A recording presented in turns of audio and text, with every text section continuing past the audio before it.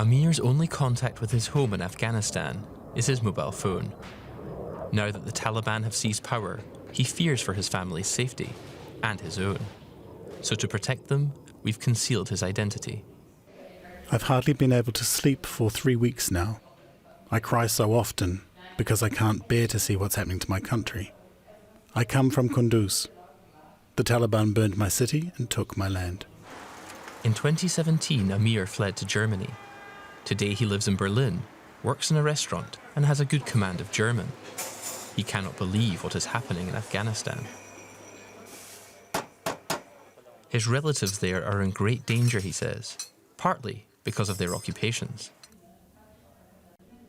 Every day I have contact with my family. They're afraid women won't be able to work or go outside alone anymore, and there will be forced marriages. I'm trying to find a way to get them out of Afghanistan, maybe to Pakistan or Iran.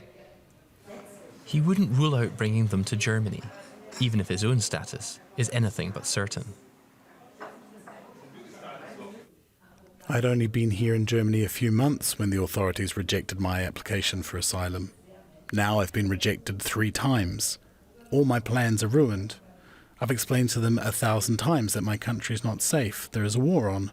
I can't go back to Afghanistan. But for now he can stay. The chaos and crisis in Afghanistan have stopped all deportations from Germany. Amir's boss, Andreas Tulke, employs only refugees in his restaurant. They also get occupational training here. Tulke would also like to offer Amir a chance. The Afghans who have come here have gone through years of the asylum process, which, to be quite honest, is ridiculous. It has left them deeply disappointed in Germany and the EU. And on top of that, in the eyes of many Afghans, now Germany has betrayed and abandoned Afghanistan.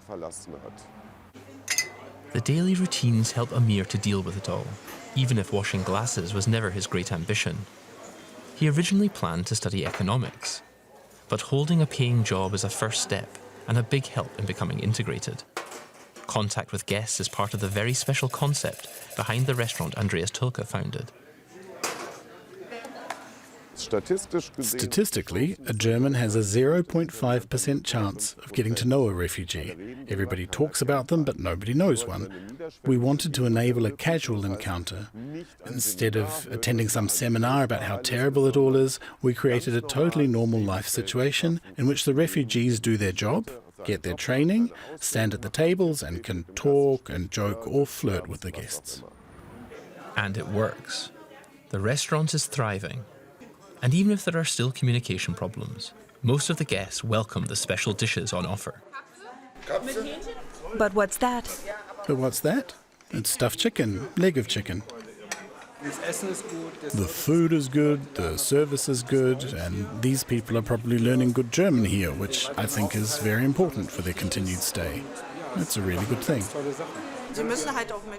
You have to be able to approach people, open up to them and create a friendly atmosphere.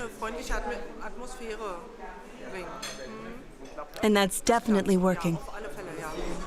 The positive echoes from the guests are some help to Amir, but his disappointment with German policies remains. The Western powers have failed his home country, he says. Germany, the EU, the UN, they've got to support the women. They can't desert them. So much has improved over the past 20 years, but now the Taliban will forbid the women to attend school again. Germany and the other countries must not accept that. Amir worries a civil war will break out and divide Afghanistan. The prospect of one day returning to his home country and his family seems more distant than ever before.